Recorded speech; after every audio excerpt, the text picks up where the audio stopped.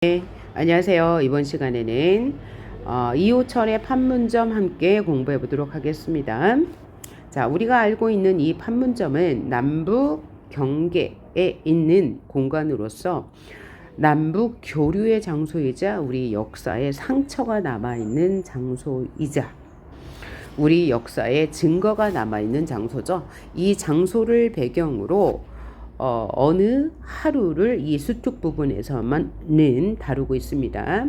남북 회담이 열리는 날이에요. 남북 회담이 이날 열린 이유는 남북 어민에 대한 문제로 남과 북측이 아주 첨예하게 갈등을 하고 있는 상황이에요. 분위기가 아주 심각한 상황인데 이 회담에 기자의 신분으로 참여한 남자 주인공과 북한 측 여자 기자의 대화를 중심으로 전반부는 이어지고 소나기가 내린 이후에 이런 이 이념적 이야기가 아닌 개인적 감정의 교류를 보여주는 부분으로 해서 이 수특 지문은 끝이 납니다. 그럼 여기에서 중요한 건 뭐냐면 상징적 소재를 통해서 남과 북 이념의 대립을 보여주는, 즉 두 분이 여기자와 남기자가 논쟁하는 부분에서의 상징적 소재의 의미, 그 다음에 남기자와 여기자가 말하는 각각의 체제와 상대의 문제점, 요걸 이해하셔야 되고, 두 번째 서술상의 특징으로는 3인칭 전지적 작가 시점임에도 불구하고 1인칭 관찰자가 서술하는 듯한 부분이 두 군데 있습니다. 그 다음에 소나기라는 배경이 주는 역할, 그 다음에 이 남북회담 장소의 분위기, 그래서 남북 대표자들은 아주 심각한 분위기고 이 곳을 취재하기 위해서 나온 외국인 기자들은 아무렇지도 않고 아주 가볍게 이 분위기를 대하는 그런 분위기의 차이에 대해서 주 포인트가 되겠습니다. 그래서 그 부분을 중심으로 읽어보도록 할게요. 자, 그럼 첫 부분이 중략 부분 줄거리네요. 한번 읽어봅시다. 앞부분 줄거리. 1960년대 초 판문점에서는 남북의 관계 회복을 위한 회의가 이루어졌고 1960년대를 배경으로 하고 있네요. 다른 외국인 기자들과 함께 이 현장을 취재하던 진수는 그곳에서 북한 여기저를 만나 대화한다. 그러니까 이 부분의 상황은 남북회담이 열리는 날 남한의 대표로 온 진수와 북한 대표가 아니죠. 남한의 기자 신분으로 온 진수가 남한 사상 이념을 대표하는 역할을 하고요. 북한 여기자가 북한의 이념을 대표하는 역할을 합니다. 그래서 이들이 나누는 대화가 이어지겠네요. 그래서 판문점이라는 곳은 아까도 얘기한 것처럼 남북 협상이 이루어지는 장소이면서 역사에 상처가 남아있는 장소이기도 하고 우리 역사의 증거가 되는 장소이기도 하고 현재 상황이 진행되는 장소이기도 하네요. 자, 그러면 다음 대화를 한번 봅시다. 참, 저 남북교류를 어떻게 생각하세요? 그녀가 또 이렇게 물었다. 그러니까 그녀의 말이네요. 그러니까 진수, 남자 주인공이 이렇게 말해요. 네, 교류요? 글쎄, 결국 이렇죠. 지금 당신하고 나하고 교류가 가능하지 않습니까? 라고 말했어요. 그러니까 네, 교류요 라고 말하는 것은 남북 교류에 대해서 생각을 해본 적이 없다는 얘기고 지금 당신하고 나하고 교류가 가능하다는 것은 개인적인 차원의 교류는 얼마든지 가능하다. 참 간단하게 그러나 이런 걸 고집해서 모든 것이 다 이론트로 될 수 있다고 생각하는 건 너무 소박하고 낙천적인 생각이지요 라고 말한 것은 어떤 의미예요? 네, 개인적인 교류는 충분하나 남북 국가 간의 교류는 어려울 수 있다는 말이에요. 그래서 남북 교류에 대해서 비관적인 생각을 가지고 있네요. 우리의 경이라는 것은 조금 더 착잡해요. 결국 객관적인 조건이 문제예요. 우리나라를 둘러싼 객관적인 정세의 리얼리티를 리얼리티대로 포착하는 것, 참 리얼리티라는 말은 모르겠군 이라고 했는데 진수는 개인적 교류는 충분히 가능하나 우리의 경위, 우리의 상황, 여기서 상황은 남북 당사자가 국제적인 위치에서 의 상황을 말하는 거고, 우리나라를 둘러싼 객관적인 정세는 남북, 그러니까 국제적인 정세를 말하는 거죠. 즉 남북 화합을 위한 국제적인 정세가 지금 요원하다, 너무 멀기 때문에 남북의 화합을 비관적으로 보고 있다라고 말하는 거죠. 그러니까 리얼리티라는 말은 국제 정세를 말하는 걸 거예요. 진수는 얘기가 신명나지 않은 듯 뜨적뜨적 이렇게 말했다. 그래서 느릿느릿하게 신명이 나지 않아서 말했다는 것은 남북 관계가 그렇게 긍정적이지 않기 때문에 이렇게 말한 거죠.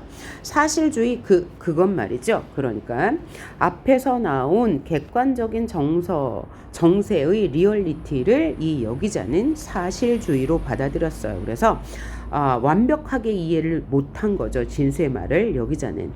네네, 결국 그런 것이에요. 그런 것과 관련해 있는 문제거든요. 민족의 양식이라는 것도 현실적인 조건 앞에서 요새 와선 좀 변모를 했어요. 현실은 어떻게 해볼 도리가 없게 되어 있지 않아요? 라고 반문했는데 진수는 민족의 양식이라는 것은 남북의 화합이나 통일을 말하는 거겠죠. 근데 이런 것들이 현실적인 조건, 즉 국제 정세에 비추어 볼 때 그렇게 변모를 해서 긍정적이지 않다, 좀 비관적으로 바뀌었다. 국제 정서가 남북 화합과는 멀어진 길로 가고 있다라는 말이죠. 현실은 그래서 어떻게 해볼 도리가 없이 남북 관계가 이렇게 분단으로 고착화되어 가고 있다라고 말한 거죠. 그랬더니 그녀가 달래듯이 이렇게 말했습니다. 그렇지가 않아요. 조금 더 복잡하지도 착잡하지도 않아요. 그러니까 이 여기자는 남북 관계를 낙관적으로 보고 있어요. 지극히 간단하지 않아요? 당신도 자기 운명을 자기가 지고 있다고 생각하지 않나요? 그렇지 않으세요? 그렇지요라고 계속 질문을 통해서 자신의 입장을 설득하려고 하고 있어요. 그러니까 이 여기자는 개인적인 교류가 쉽듯이 남북 국가 간의 교류도 그렇게 어렵지는 않을 것이다 라고 보고 있는 거예요. 그러니까 간단하지요. 패배의식과 우유보다는 못 써요. 문제는 간단한 걸 괜히 복잡하게 생각하려고 대들어요. 교류를 하면 교류가 되는 거야요. 그래서 북한 사투를 통해서 이 남북회담의 사실성을 높여내요. 그러니까 이 여기자는 계속 개인적 교류가 쉽듯이 남북 간 국가 간의 교류도 괜찮을 것이다. 낙관적으로 보는 거예요. 노력만 하면 될 것이다 라고 보는 거예요. 그러나 경우로서의 타산이 있어요 라고 말한 건 남한 측 진수의 얘기예요. 그러면 경우로서의 타산은 뭐예요? 우리가 지금 처한 국제 정세 속에서의 이해타산이 있다. 이해타산으로 볼 때 남북 간 국가 교류는 쉽지 않을 것이다. 그런 본질론이 통하지 않아요 라고 했는데, 그럼 여기서 말한 그런 본질론은 뭐예요? 교류를 하고자 노력만 한다면 될 것이다 라는 낙관적인 생각인 거죠. 그렇게 간단히 생각하는 건 당신들로서의 경우이고, 즉 북한 측의 경우이고, 이런 이편 경우에는 즉 남한 측으로 본다면 또 이편 경우거든요. 즉 입장이 다르다는 얘기예요. 이 편의 경우에 내력은 뭐예요? 상황이 또 있어요. 철저한 현실주의가 작용하는 거지요. 그러면 현실주의는 뭐예요? 이 국제 정세 속에서 이해타산을 따지는 것이라고 이해하면 될 것 같아요. 사실상 막 하는 말로 먹느냐 먹히느냐, 이게 바로 이해타산이죠. 국제 정세는 경제적 이득 에 의해 움직이기 때문에요. 그런 측면 아시지요? 우리 조금 더 솔직해져야 되겠어요. 그 이외의 모든 것은 방법에 불과해요. 그러니까 국제적 이해타산에 의해서 우리의 남북 관계가 달라질 수밖에 없다는 이야기를 한 거예요. 남북의 입장 차이가 다르다. 왜? 국제적인 정세, 주변을 둘러싼 국제 정세가 다르기 때문이다. 그래서 남북 교류에는 본질적인 문제보다는 이해타산적인 문제가 더 많이 작용한다.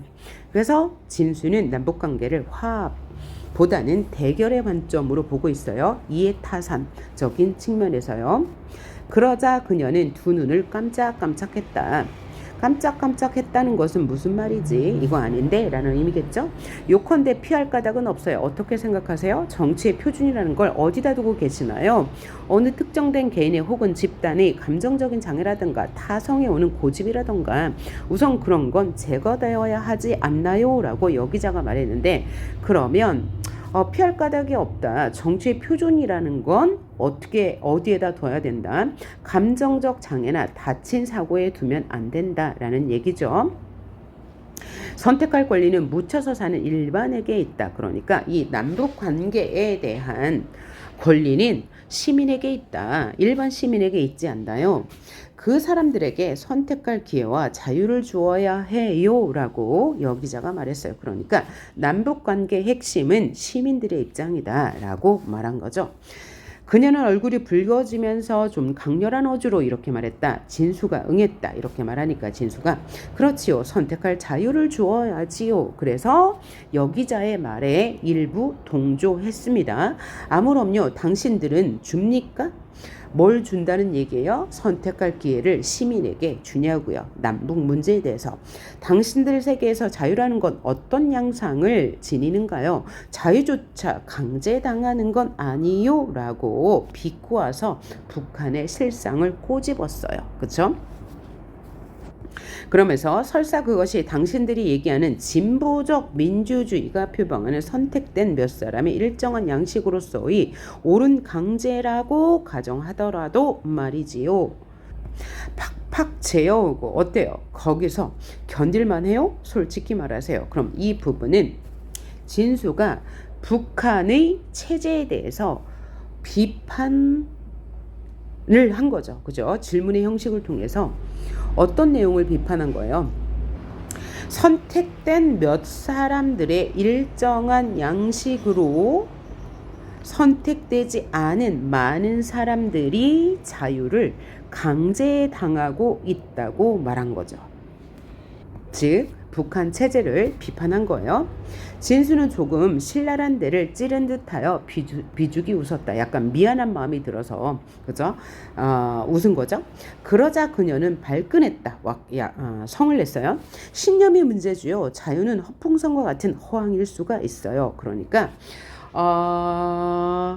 진수의 말을 막 받아쳐서 여기자도 자유는 허풍성과 같은 것이다 라면서 남한의 체제를 비판한 거죠. 이 말은요. 신념의 문제죠. 자유는 허풍성과 같은 허황일 수가 없어요 라고 했으니까 자유는 허풍선이 아니다 라고 했으니까 이 허풍선은 진수가 말한 것에 대한 여기자의 말이잖아요. 그러니까 이 허풍선은 진수의 북한 체제에 대한 비판이고 이 여기자, 즉 여기자는 자유는 허풍선이 될 수 없다고 반박한 거네요. 그러면서 자유의 진가는 일정한 도덕의식과 결부가 되어 있어서 비로소 발휘되는 것이지요. 즉 자유는 일정한 도덕의식과 맞닿아 있어야만 발휘된다. 이 말은 북한 체제가 일정한 허용된 범위에서만 자유가 보장되고 있다는 말이지요. 자유 이전에 정의가 있어요. 그렇지 않으면 자유는 이용만 당해요. 빛 좋은 개살구지요 라고 말했는데요. 자유 이전에 정의가 있다. 그러니까 정의 안에서 자유를 보장해야 한다. 그렇지 않으면 자유는 보장만 당한다. 아니 이용만 당한다. 그것은 빛 좋은 개살구다 라고 했는데 이 빛 좋은 개살구는 여기자가 남한의 자유체제를 비판하는 말이 되겠네요.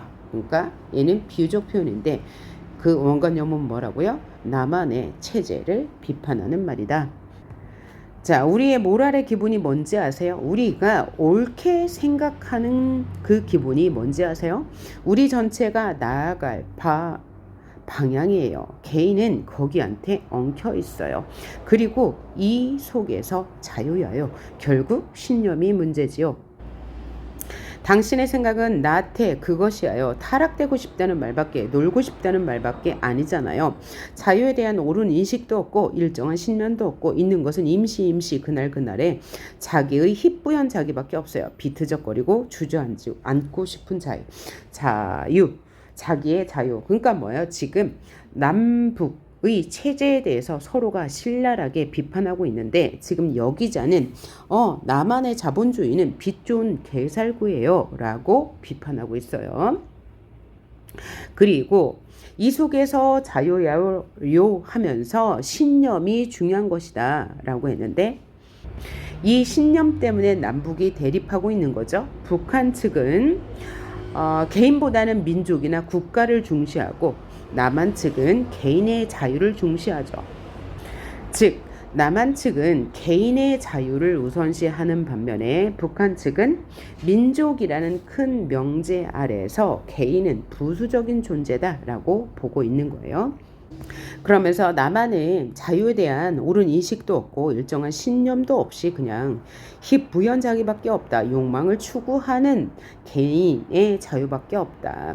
라고 여기자가 비판했습니다. 자, 그랬더니 진수가 이렇게 반박합니다. 그럼 자기를 팽개치고 무엇이 남아요? 놀고 싶고 나쁜 짓 하고 싶은 자유란 최고급이지요. 이게 무슨 얘기예요? 자기를 내팽개치고 무엇이 남느냐? 자기만이 남는 거다. 놀고 싶고 나쁜 짓 하고 싶은 자유도 허락해야 한다. 사람은 원래 그렇게 생겨먹었어요. 그것을 크나큰 관용으로서 받아들일 수 있는 사회가 있어요. 부피와 융통성이 있는 그런 것이 적당히 용서가 되면서 전체로 균형이 잡혀 있는 것이 바로 남한의 체제인 거죠. 융통성이 있고 균형이 있는 사회를 중시하는 남한 체제. 어느 것이 허풍선이냐 따질까요? 자기조차 팽개쳐버린 신념 덩어리가 허풍선이냐? 그렇지 않으면 적당히 자기를 어쩌고 저쩌고 하다가 말을 끊었는데 그러면 앞에 나온 말에 따르면 진수는 북한 체제를 허풍선이라고 생각하는 거예요. 왜냐하면 자기조차 내팽개쳐 버렸으니까요. 그러면서 계속 말을 이어나갑니다. 천만에 자기가 없이 어떻게 신념이 생길 수가 있어요? 자기를 왜 팽개쳐요? 완벽하고 명료한 자기는 신념에 밑받쳐 있어야 해요. 그렇지 않고 흐늘흐늘하고 비트적거리는 자기의 건불만 남아요. 그리고 당신의 자유에 대한 견해도 썩어 빠졌어요. 한마디로 썩어 빠진 거예요. 신 냄새가 나요. 곰팡이 냄새가 어마. 그런 논리가 어딨나요? 라고 여기자가 남한의 체제를 신랄하게 비판했는데요. 이 말의 의미를 하나씩 짚어봅시다. 자기가 없이 어떻게 신념이 있을 수 있냐? 즉 신념이 있다는 것은 개인의 자유가 있다는 것이다. 다시 말하면 이념을 지닌 개인이 가장 완벽한 존재다라고 말하는 것이고 완벽하고 명료한 자기는 신념에 밑받쳐 있다라는 것은 이념으로 무장한 개인들에 의해 돌아가는 전체주의가 바른 정치 체제이다 라고 말하는 거고 흐느흐느하고 비트적거리는 자기의 건불만 남는다는 것은 자기를 내팽개친 사람은 잘못된 가치관을 지닐 수밖에 없다라고 진수를 비판한 거고 자유에 대한 견해도 썩어 빠진 거다. 이 얘기는 무제한적 자유만 주장하는 진수의 가치관은 옳지 않다라고 비판하는 거고 한마디로 썩어 빠진 거예요. 신냄새가 나요. 곰팡이 냄새가 나요. 이 얘기는 적당히 나쁜 짓을 하는 이 자유를 부정적으로 본 거죠. 그러면서 반복, 생략, 비유, 열거를 사용했네요. 지금 두 인물은 자유에 대해서 논쟁하고 있습니다. 그랬더니 진수가 이렇게 말해요. 잊지 말고 사람이 지니고 있는 내면의 부피와 깊이는 한이 없어요. 그러니까 즉 개인은 다양성을 가지고 있고 또 많은 능력을 가지고 있고 그로 인해 많은 일을 할 수 있다라고 이야기하는 것은 북한의 다양성을 인정하지 않고 효율성만으로 판단하는 것은 잘못된 것이다 라고 말하는 거죠. 당신들은 사람도 어떤 효율의 데이터로 간주하고 있다. 효율의 데이터는 뭐냐면 국가 전체의 효율을 위해서 개인을 무시한다는 거죠. 당신들 사회에서 모랄의 질이 대개 짐작이 되는데 일면적인 거지요. 이 얘기는 북한에서 옳게 생각하여 추구하는 것은 개인을 집단을 위한 효용의 데이터로 보기 때문에 문제가 있다라고 비판하는 거예요. 북한 체제에 대한 비판. 아니에요. 다만 지금 우리들의 현실이 다급해 있다 뿐이지요. 라고 북한 여기자가 반박하네요. 즉 북한의 이념에 문제가 없는데 현실이 지금 좋지 않기 때문에 그 이념이 잘 발현되지 않고 있다라고 북한 체제를 옹호하고 있어요. 원인은 그것뿐이에요. 그럼 원인은 뭐예요? 현실 때문에 이념 체제가 제대로 작동되지 않고 있다고 말하는 거죠. 참 도스토옙스키나 셰익스피어를 아시나요? 그렇죠. 작가들 아시나요? 그랬더니 어떻게 생각하세요? 라고 나만 진수가 물었어요. 그랬더니 북한의 여기자가 알아요. 도스토옙스키는 약간 자신을 희화하여 놓고 필요 이상으로 비장한 몸짓을 하는 도시 소시민의 사변 철학이고 셰익스피어는 시민사회가 싹트기 시작하는 사회의 여러모를 부피 있게 부각시켰어요. 자, 이 말로 보아 북한 여기자는 문학조차도 문학의 기능이나 서정성 이런 것을 생각하지 않고 사회체제, 사회적 관점으로만 문학을 해석하고 있네요. 그러니까 북한은 세부적인 것보다 시민사회의 변화, 개인적인 감정보다는 시민사회의 변화를 훨씬 더 중요시하는구나를 알 수 있네요. 그 다음 무서운 추상이로군요. 진수가 이렇게 말했어요. 뭐에 대한 답이에요? 문학 작가들을 그렇게 사회적인 관점으로만 바라보는 것에 대한 지적이죠. 그죠? 지나치게 이념적으로만 문학을 일반화하고 있다는 지적이에요. 진수가 이렇게 말했다. 아니에요. 본질이 그래요. 세부에 구애되지 말고 큰 윤곽으로 포착해야 해요. 이것이 바로 사회주의 이념에 따른 해석이죠. 마침 좀 전에 외국인 여기자가 옆으로 지나가고 있었다. 그러니까 여기 지금 장면이 바뀌었습니다. 여기까지는 지금 이 북한 여기자와 남한의 진수 간의 논쟁을 보여줬어요. 그 논쟁은 각각의 체제에 대해 피력하고 각각의 체제를 또 서로가 비판하는 내용이었습니다. 그럼 이제부터 분위기가 달라집니다. 마침 좀 전에 그 외국인 기자가 옆으로 지나가고 있었는데 오우 원더풀 하고 희죽이 웃으면서 이런 표정을 했다. 뭔 얘기예요? 그러니까 남측의 기자와 여측의 기자가 지금 얘기를 하고 있으니까 뭐 남북관계가 괜찮구나라고 생각하면서 원더풀이라고 말한 거죠. 그죠? 그리하여 잠시 얘기가 끊겼다. 좀 뜸하다 했더니 좀 전에 요란스럽게 짓거리던 안경잡이와 그 누님께선 같이 사진을 찍고 있었다. 그러니까 외국인 기자들은 여기 마치 관광 온 것 같은 느낌으로 왔다 갔다 하고 있어요. 사실은 남북 관계가 지금 굉장히 심각한 상황임에도 불구하고요. 그 누님은 이제 그 기자겠죠. 그냥 키들거리고 웃었다. 이렇게 남북 분단의 비극을 상징하는 판문점에서 즐겁게 관광하는 외국인들의 모습을 통해서 남북 관계의 비극성을 부각하고 있네요. 그리고 굉장히 심각한 남북 당사자들에 비해 외국인들은 가벼운 가십거리로 인식하는 현실을 비판하고 있습니다.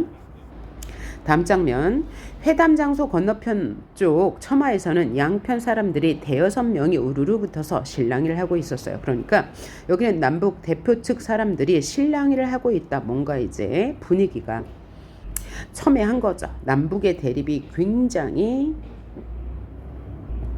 고조돼 있어요. 그렇죠. 그러니까 여기는 남북한 대립을 축소해 놓은 장면이라고 볼 수 있어요. 그리고 외국인들은 그와 반대로 가십거리 정도로 여기고 있다. 그래서 대비가 되네요. 들여다 보이는 회담은 바야흐로 서립바람의 도가니였다. 서립바람의 도가니 비유적 표현이죠. 매우 냉담한 회담장 안의 분위기를 비유한 말이에요. 납치한 어부들을 당장 소환하라는 것이었다. 이것이 바로 이번 회담의 안건이죠. 그래서 북측이 어부들을 납북해 갔어요. 그것 때문에 이 회담이 열리는 거죠. 기본 내용을 알아서 그런지 자상한 내용은 들리지 않고 그저 스피커 소리가 귀에 윙윙하기만 했다라는 것은 스피커 소리가 굉장히 그죠 컸다는 얘기죠. 그러니까 서로의 입장을 이해하려 하지 않고 자기 측의 입장만 지금 호소하고 있는 그런 장면을 연상할 수 있겠네요. 저편은 울부짖고 이 편은 전혀 무관심의 표정이니까 서로의 입장을 이해하려 하지 않고 있고, 이 편이 울부짖으면 저편에선 아주 섬세한 야유조차 지나가고 드디어 저편에선 책상을 두드리고 순간 맞은편에 앉은 이 편 사람들은 시끄럽구만 왜 이리 야단이여 이쯤 조금 어리둥절한 눈짓을 하고 비로소 스프링이 달린 세부치 의자를 한번 들썩이고 헛기침을 하고 똑똑히 들이란 말이여. 별로 쓸모없는 소리지만 이렇게 미리 다지기나 하듯이 상대편을 일순간 맞바로 쳐다보고 그리고 내리읽고 이번에 스피커가 엉겨 울리고 여기 계속 뭐예요? 이 회담장 안의 분위기를 아주 냉담하고 쌀바른 분위기를 묘사한 부분인데, 이 부분은 마치 3인칭 시점임에도 불구하고 1인칭 관찰자가 직접 보고 전달하는 듯한 느낌을 주죠. 그리고 회담이 잘 진행되고 있지 않은 상황을 보여주는 것이고, 서로가 진정성 없이 대면하고 있는 남북 당사자들의 모습을 어떻게 해요? 요약적 제시와 묘사 또 서사를 통해 보여주고 있어요. 요약적 제시는 어디에 나왔나요? 바로 여기네요. 납치한 어부들을 당장 소환하라는 것이었다. 그 다음에 묘사는 이 편은 무관심의 표정이고 이 편은 울부짖으면 그렇죠. 여기에 묘사가 나타나 있고 서사 즉 내용도 있습니다. 서술자가 마치 현장을 보고 있는 것처럼 인물의 외양이나 행동을 묘사하고 있는 부분이에요. 서로가 지금 날카롭게 대립하는 장면을 묘사한 거죠. 자, 그러면 이 부분 중요하고 다음 장면 가보도록 합니다. 중야, 동편 쪽에 새로 섰던 빛기둥도 어느새 사라지고 더욱 어두워졌다. 시간이 경과해서 밤이 되었네요. 비로소 사람들은 머리를 들고 조용해졌다. 하늘을 올려다보고 혹은 들판을 올려다보았다. 그러고는 정신을 차린 듯이 수선되었다. 이 부분은 회담장 밖의 분위기를 묘사한 거죠. 소나기가 내릴 듯한 상황을 인지한 사람들이 다툼을 멈추었어요. 그렇죠? 그 다음부터 이제 달라질 거예요. 그러니까 이 소나기는 상대를 적대시하던 대화를 중단하게 되고 점차 수선되던 분위기가 일시에 멈추면서 이 긴장되었던 분위기를 이완해주는 역할을 하네요. 비가 쏟아지기 시작했다. 생철지붕이 와당와당 와라라랑 하자 울부짖던 스피커 소리가 아득해졌다. 그러니까 스피커 소리가 사라진 거죠. 회담장 안이 아주 조용해진 거예요. 소나기가 내리면서 소나기가 내리는 것을 청각적 이미지를 통해서 아주 생생하게 전달했네요. 망 위엔 보얀 빗물 안개가 서리고 하늘과 땅이 그대로 굳은 물줄기로 이어졌다. 순간 회담 장소 안에 앉은 사람들도 일제히 밖을 내다보며 눈이 희둥그레졌다. 갑자기 내린 소나기로 인해서 분위기가 일시적으로 이제 완화된 거죠. 야, 굉장한 소나기군. 모두 이렇게 생각하는가 보았다. 자, 이 부분은 서술자가 인물의 심리를 짐작하여 전달한 부분이네요. 그 놀랍도록 일률적인 표정이 기묘한 역설을 의식하게 했다. 사람들의 표정이 다 동일하기 때문에 그 이전에는 남과 북으로 첨예하게 지금 대립하고 있었는데 얼굴 표정은 다 하나가 된 거죠. 늘어선 경비원들이 처마 밑이나 조금이라도 비를 피할 수 있는 곳으로 피해 서고 둘레에 서 있던 사람들도 하나둘 굳기야 이리저리 갈리면서 괴이한 소리를 지르면서 막사로 뛰기 시작했다. 그 필사적인 분위기가 전염이 되어 모두가 와르르 헤어졌다. 현재 지금 이 소나기로 인해서 회담장 안은 완전 조용해졌고 회담장 밖에서는 경비원들이 비를 피하기 위해서 막 이리저리 달리는 상황이에요. 그럼 이 부분은 늘어선부터 여기 헤쳐졌다. 여기까지는 여기도 마찬가지로 뭐예요? 1인칭 서술자가 마치 현장에서 보는 것을 관찰하여 전달하는 듯한 서술 방식을 취하고 있네요. 그래서 사람들이 소나기를 피하기 위해서 달려가는 모습, 그죠? 사건이 지금 사건의 분위기가 달라지고 있습니다. 순간 진수는 덥석 그녀의 손을 잡았다. 밖에 있었나 보죠? 그녀도 화다닥 놀란 김이라 손을 잡힌 채 같이 뛰었다. 왜요? 소나기를 피하기 위해서. 앞에 지프차가 가로섰다. 진수는 그 문을 열고 그녀를 올려 앉혔다. 그녀는 같이 뛰는 사람이 누구인지 딱히 모르고 덮어놓고 달렸다. 왜? 소나기가 세차게 내려서 피하기 위해서. 진수도 곧 지프차에 올라타자 문을 닫고 문고를 채웠다. 어마, 비로소 그녀는 이런 표정이 되더니 문을 열고 와락 나가려고 했다. 왜요? 진수가 남측 사람인데 자기를 납치한 거 아니야? 라는 생각이 들었기 때문에 그녀의 손을 다시 잡았다. 그녀는 온 상판, 온 얼굴이 무섭게 찌그러지며 사무친 애걸조로 바라보았다. 뭔 얘기요? 자기를 풀어주세요. 라는, 그죠? 이 행동 묘사를 통해서 인물의 심리를 보여줬으니까 간접 제시네요. 안심해, 급한 차니까. 뭔 얘기예요? 이거 북쪽 차니까 너 납치한 거 아니야? 라는 뜻이죠. 진수가 이렇게 말했다. 그녀는 무슨 암시나 받은 것처럼 활짝 피어났다. 그러니까 나 납치당한 거 아니네 라고 여겨서 지금 안심한 거죠.